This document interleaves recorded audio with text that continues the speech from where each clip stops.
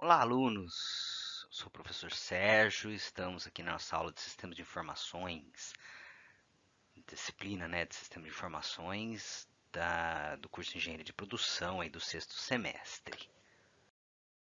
Bom, na aula passada nós trabalhamos os conceitos da necessidade, do porquê, de aprender sobre sistemas de informação.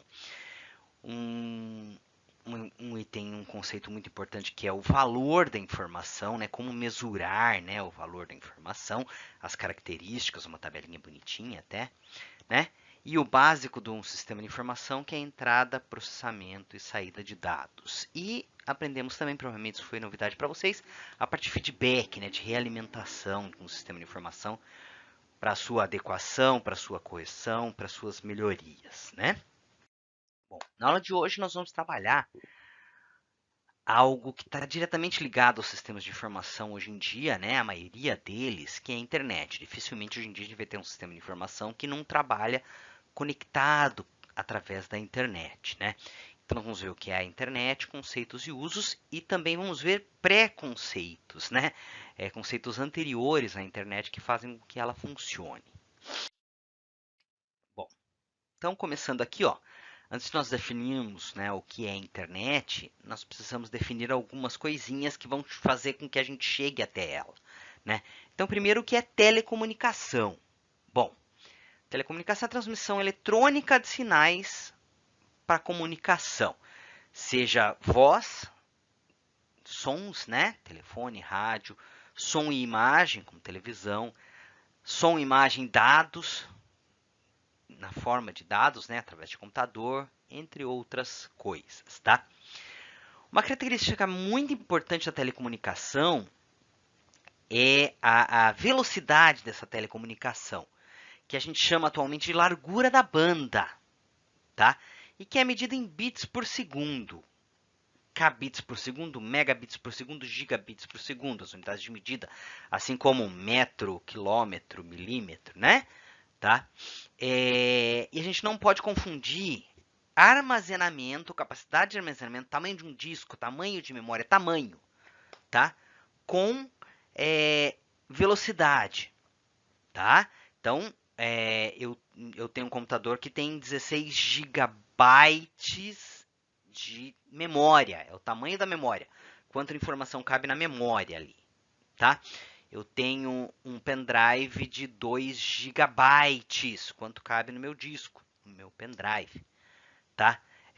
O meu Dropbox tem 1 terabyte de tamanho, de capacidade de armazenamento, O meu Google Drive, tá? Não é a velocidade com que os dados vão do meu computador lá para o Google Drive, não é a velocidade com que meus dados vão do pendrive para dentro do computador, tá? Não é a velocidade que eu digito o nome de um site do Enter, não é a velocidade com que esse site vai vir lá do provedor dele, do hospedeiro dele, para o meu computador, tá? Armazenamento. Agora, essa velocidade, tá?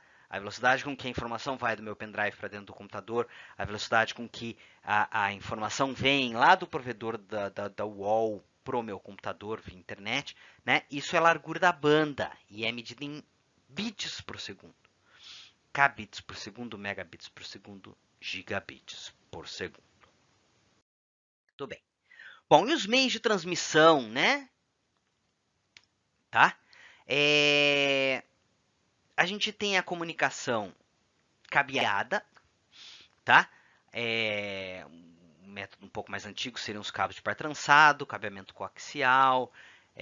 Par trançado ainda usa bastante em redes locais, mas é mais atual aí, os cabos de fibra ótica, E a comunicação sem fio, que hoje em dia está ficando muito comum aí, A comunicação de campo próximo, Near Field Communication, Bluetooth, Wi-Fi, 4G, 3G, 5G, 4,5G e assim por diante, Bom, aí, além de telecomunicações, a gente tem a ideia também do que é uma rede de computadores, que é chamada de net, Aquela tal de internet, um dos pedacinhos ali do nome, é a net, que é a rede de computadores, tá? E ela é composta por dispositivos equipamentos, hardware, né?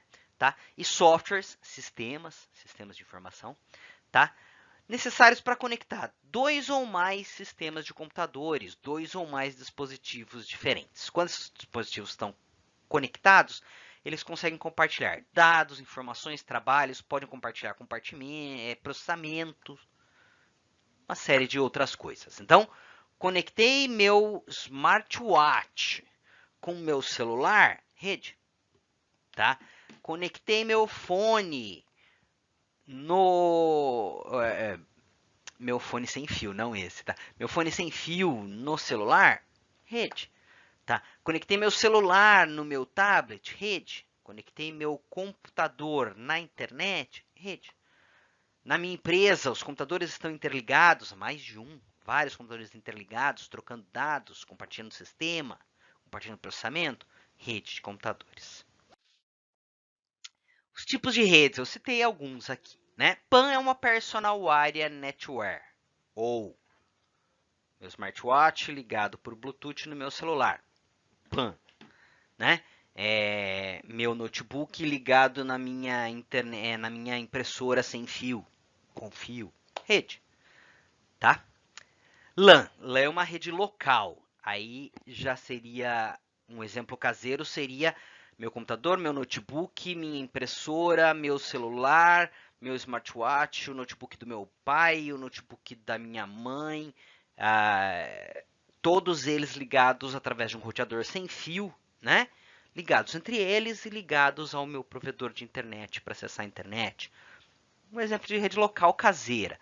Mas o mais comum de uma rede local seria dentro de uma empresa, como no laboratório de informática lá da escola, do Instituto Federal aqui de Registro. Os computadores interligados por cabo a um servidor central, fazendo acesso à internet, fazendo acesso a sistemas de informação, a bases de dados, né? E uma WAN é uma wide area, é uma rede à distância. Seria uma comunicação, por exemplo, do Instituto Federal de Registro com a reitoria em São Paulo, através de uma rede privativa ou através de uma rede aberta como a internet. Então, os equipamentos estão à distância, tá? Outra funcionalidade muito comum hoje em dia do uso da rede são para que se consigam alternativas de processamento, né? Como, por exemplo, a gente tem aí processamento centralizado. A gente tem um servidor lá na escola, no IF de registro, faz de conta, tá? Que o swap está instalado lá, a base de dados está lá, o programa está lá, o sistema de informação está lá, e todos os alunos conseguem acessar as informações daquele servidor. Então está tudo centralizado naquele servidor. Hoje está ficando muito comum, principalmente com o processamento na nuvem, tá? Que é o processamento descentralizado. Que a ideia é a seguinte: imagine que cada servidor dos campos do IFE, vários campos que tem do IFE aqui em São Paulo, do IFSP, né? Cada servidor assume um pedacinho do processamento, né? E tem um servidor central lá na reitoria também, mas que controla isso aí, que distribui. E aí, quando os milhares de professores ou alunos do IFE de São Paulo precisam de informações do swap, se um servidor está carregado, distribui para outro, então fica um pouquinho de processamento em cada servidor, chamado de processamento distribuído, né? Hoje em dia está virando tendência isso aí. Por quê? Porque se um deles cai, os outros assumem o serviço daquele cara. Claro que eles vão ficar mais pesados, um pouquinho mais lentos, mas pelo menos não cai o serviço todo, né? Então fica um processamento mais inteligente. Bom, e aí, galera? Que tipos de servidores nós temos? Bom, quando a gente fala de internet, a gente é um pouquinho mais específico em dois tipos de servidor. Mas quando a gente fala em empresas, servidores, também a gente tem outros tipos de servidores, né? Como, por exemplo, servidores de banco de dados. A gente está na nossa empresa, é uma multinacional, e a base de dados está lá na Geórgia, nos Estados Unidos, tá? Então, aquele computador central ali é o servidor de dados para todas as filiais no mundo inteiro. Então, ele é um servidor de dados. Ou está descentralizado em 4, 5 servidores pela Europa, né? Mas é para base de dados, onde guarda os dados que vão gerar as informações da empresa. Servidor de aplicação. Imagine que lá na reitoria tem um servidor onde está o swap, onde está o código-fonte, o programa e todo o software ou sistema de informação do swap. E aí eu não preciso instalar o swap aqui no meu computador. Eu busco o swap e ele vem lá do meu servidor para minha máquina e é exibido aqui para mim. Então esses são os servidores de aplicação. O servidor de processamento já é um pouco mais específico de empresas, né? Seria o seguinte, você tem computadores para os funcionários utilizarem com pouco poder de processamento, que são computadores baratos, até terminais burros, né? Processadores sem poder nenhum de processamento.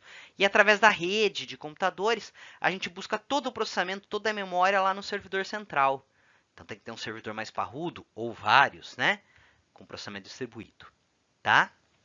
Não é tão comum hoje em dia, não mais, já foi muito comum esse tipo de servidor. E aí para a internet a gente tem outros dois tipos de servidores que são mais comuns, quer ver? A gente tem o servidor de internet, que a gente chama de provedor, que é aquele cara que a gente contrata para poder ter acesso à internet. Por exemplo, no meu celular eu tenho a Vivo. Então Vivo é meu provedor de internet. Através dela, via 3G ou 4G, eu consigo acessar a internet. Então é o quê? É um cara que eu me conecto a ele e ele está conectado em todos os outros provedores, todos os outros servidores de internet do mundo, tá?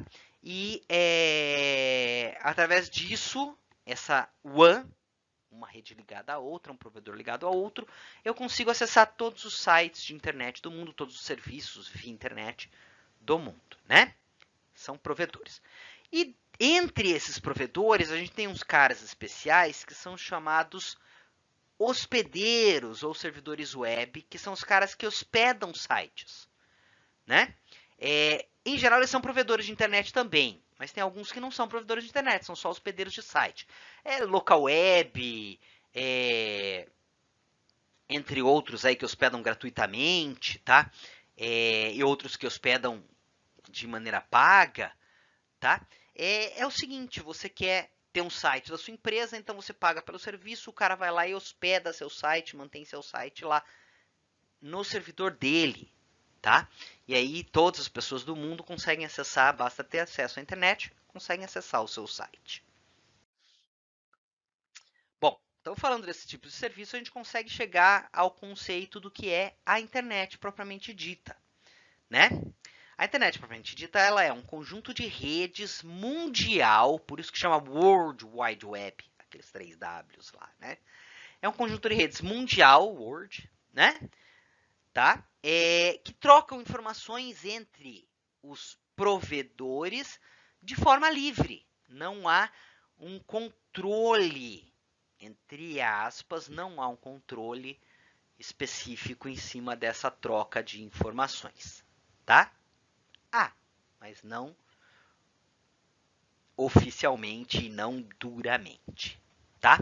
Ela transmite dados de um computador específico aí, que é um chamado de servidor web, que eu expliquei no slide passado, tá? Então, troca dados de um servidor para o outro.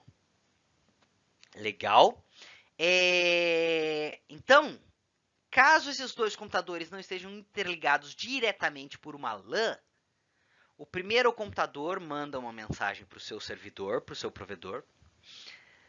Esse provedor está interligado a todos os outros, e aí eles se comunicam através de aparelhos especiais de rede chamados roteadores, tá? E esses roteadores acham uma rota mais rápida para chegar até um lugar, e aí lá chega num outro computador. Então, por exemplo, você aluno está na sua casa em São Paulo, por exemplo, aí citando São Paulo, tá? Você não está ligado diretamente através de uma LAN, uma rede local, ao meu computador, ao computador do professor Sérgio, que estou aqui em registro, né? Então o que é que você faz? Pela internet você se comunica com o seu provedor, que é a Claro, tá? A Claro é um provedor de internet, então ela está interligada com mais 10, 15 outros provedores, tá? Cada um desses provedores está interligado com mais 12, 30, 100 outros provedores.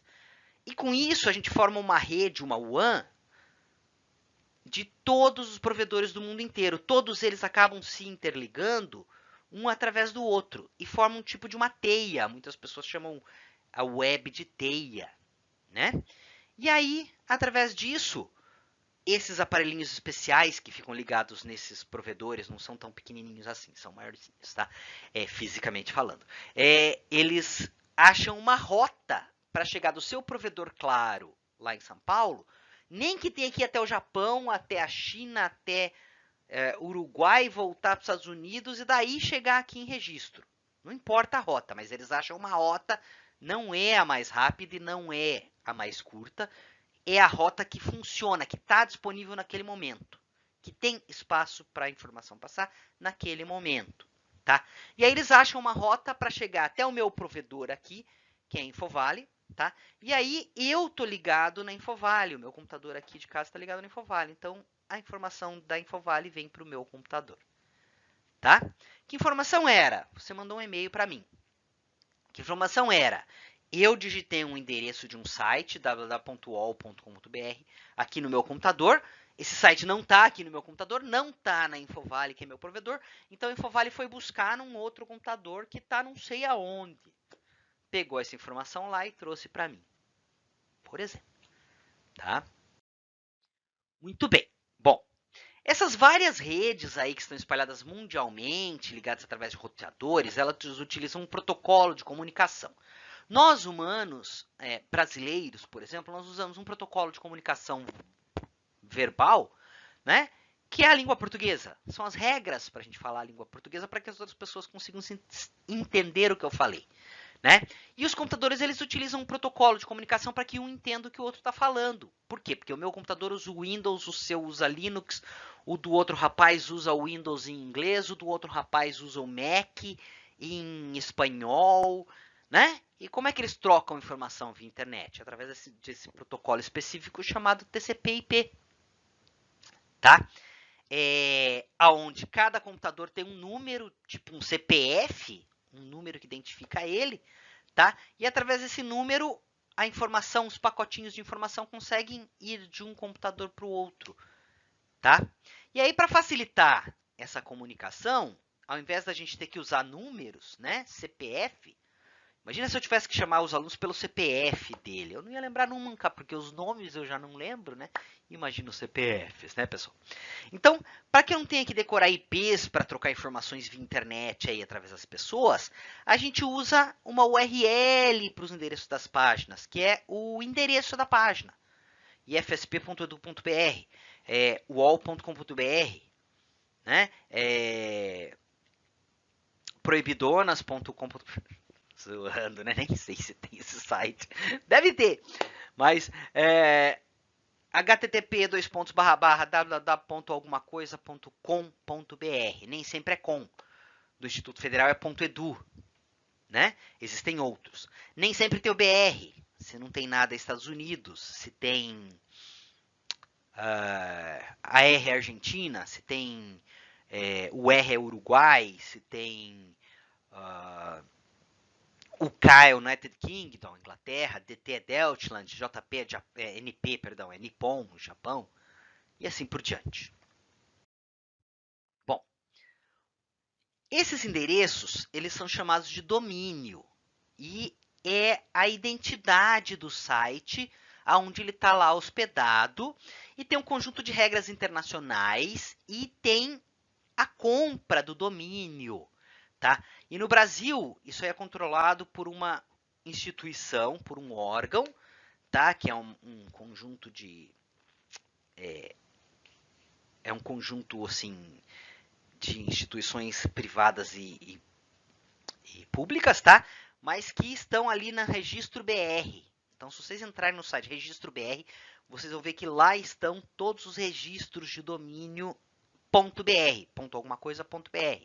Então, se eu quero fazer meu site, serginho.com.br, eu tenho que ir no Registro BR, ver se está disponível. Se estiver disponível, eu compro por 1 ano ou mais anos, tá? E pago um valor. E durante esse período, o site, esse endereço é meu. E eu posso ou não usar. Eu posso comprar também o domínio e não usar. Não colocar nenhum site no ar. Né? Porque uma coisa é comprar domínio, outra coisa é hospedar o seu site em algum provedor. Tá? A ICANN, Internet Corporation for Assigned Names and Numbers, é que registra os números de IP e nomes de domínio em todo o mundo. Então o registro BR está ligado direto a ICANN, né? Tá? Na verdade a galera fala I can, que é eu posso ter um domínio, eu posso, é uma analogia, né? Com I can, com eu posso, tá? Então, posso registrar um nome de domínio para mim? Para minha empresa? Para mim posso, para minha empresa devo. Né? Quem não tem site ainda numa empresa deve registrar o domínio, guardar ele e aos poucos ir desenvolvendo o seu site, claro que mediante estudos, né? Principalmente da galera do marketing, como desenvolver o site, o que disponibilizar, etc. Né? Tem que ter um estudo. Bom, aí vem alguns comentários sobre a internet, provavelmente vocês já entendem, vocês já sabem disso, mas para acessar a internet eu preciso contratar um provedor. Meu celular sem acesso sem pagar, Vivo, Claro, TIM, Oi, não acessa a internet, né? Em casa, sem pagar uma Infovale, uma Vivo, uma não sei o que lá, também não acesso a internet, tá? Quando eu faço acesso à internet, o que eu vou poder fazer? Navegar nas páginas da internet, enviar, receber e-mails, tá? Acessar sistemas de trabalho compartilhados, acessar EAD através do Moodle, tá? Sites e serviços governamentais, pagar tributos, verificar multas, né? Vou poder fazer hospedagem de sites, pagando a taxa ou fazendo acesso às hospedagens de sites gratuitos. Vou ter acesso a comércio eletrônico, vou entrar lá na Decathlon e fazer uma compra. Vou entrar no Mercado Livre e fazer uma compra pessoa a pessoa, né? Vai permitir que eu faça downloads de provedores que hospedam programas no próprio aplicativo do Google ali baixar apps, né? Vou conseguir fazer videoconferências através de um Teams, de um Google Meet, de um WhatsApp mesmo, uma coisa um pouco mais básica. Vai permitir que eu acesse armazenamento na nuvem, um Google Drive, um Dropbox, um iCloud, o Microsoft, a nuvem da Microsoft, que eu esqueci o nome, que eu não uso, né? Vai permitir que eu tenha acesso a processamento na nuvem. Isso é um pouco mais específico para empresas, mas permite também, né? Um AWD, um Microsoft Cloud System, Google Cloud System, assim por diante. Bom, e se eu quiser montar um site da minha empresa? Bom, primeira coisa é que a gente tem que ter um estudo preliminar para ver se vale a pena ou não, se o custo-benefício vai ser legal, público-alvo, para definir o que tem que ter no site, o que não tem, até cor de fundo, tamanho de letra, música de fundo, tudo isso tem que ser pesquisado, tem que ser estudado. É marketing puro, gente, tá? Então não é à toa que tem faculdade de marketing, né? São 4 anos para aprender um pouquinho, né? De como atingir o público-alvo, de como descobrir qual é o público-alvo e por aí fora. Mas o primeiro passo é ir no registro BR e comprar seu domínio. Professor, eu não quero o .br, eu quero o .com, porque fica mais fácil dos meus usuários acessarem. Então aí eu tenho que registrar lá nos Estados Unidos e pagar em dólar. Tem provedores que fazem esse serviço para você aqui no Brasil, tá? E aí eles fazem o registro lá para você e repassam o preço em dinheiro, em cruzado, em cruzeiro, tá? Em real aqui pra gente, tá? Aí comprei o domínio, primeira etapa, aí eu tenho que desenvolver o site. Aí a gente vai usar a linguagem de programação, desenvolver um sistema de informação. HTML e suas derivadas. HTML tem que ter. O resto vai ter várias derivadas. Java, JavaScript, HTML, XML e um monte, tá? Usando ou não banco de dados, com certeza vai ter banco de dados, né? Usando ou não e-commerce, comércio eletrônico, tal. E aí montei o site, tal, contratar o serviço de hospedagem. Né? É pago? É pago. A hospedagem gratuita não vai te dar liberdade de hospedar um site de uma empresa com mais necessidades. Aí. Hospedagem gratuita é só para site comercial, para blog, vlog, coisinhas básicas, né? Então esse é o passo a passo. Simples? Não. E nem estou contando todo esse tempo aí de planejamento de marketing, hein? dá bastante trabalho. Mas todo mundo tem que ter, toda empresa tem que ter, até se você for um microempreendedor, tem que ter. Bom, então a ideia era essa, apresentar essa ideologia toda aí para vocês. Muita coisa que eu falei aqui provavelmente vocês já conheciam, mas acho que falando, elencando passo a passo e passando esses conceitos, né? Acho que ficou coceira na orelha, coisa feia, coçar a orelha no meio da aula, né? Pelo menos não foi o nariz. Mas apresentando esses conceitos, né? Eu acho que fica mais interessante para vocês. Bom, e lá no Moodle, galera, lá no Moodle nós temos, além dessa videoaula, a tarefa 8, que é uma pesquisa. Essa semana nós vamos ter uma pesquisa para vocês fazerem. Semana passada foi só o questionário, deu uma aliviada, mas vocês vão fazer uma pesquisa sobre a evolução da internet, tá? E como que ela influenciou os sistemas de informação. Até se quiser pôr aí como que ela influencia a engenharia de produção, pode pôr, tá? O 4.0 que vocês tanto falam aí, né? Que eu não tenho a menor ideia do que é, tá? Tem sim, né? Mas então, o que vocês entendem por isso, tá? Vai ter no mínimo 3 páginas, pode mandar em PDF, né? Tá? Mas façam citações, coloquem as devidas referências no padrão. Não vai colocar www.ol.com, né? Faz referência de um site que você tirou, de um artigo que você viu, tá? E assim por diante. Legal? Faz um servicinho bem feito, é curto, tá? Essas 3 páginas aí, sem contar capa, sem contar referência, né, gente? Não vamos dar uma de preguiçoso. Fonte 30 com espaçamento triplo. Pelo amor de Deus. Né?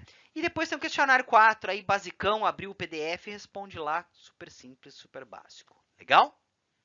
Então essa era a ideia, galera. As referências aqui eu usei o STR para puxar alguns conceitos, né? Que está na nossa bibliografia básica.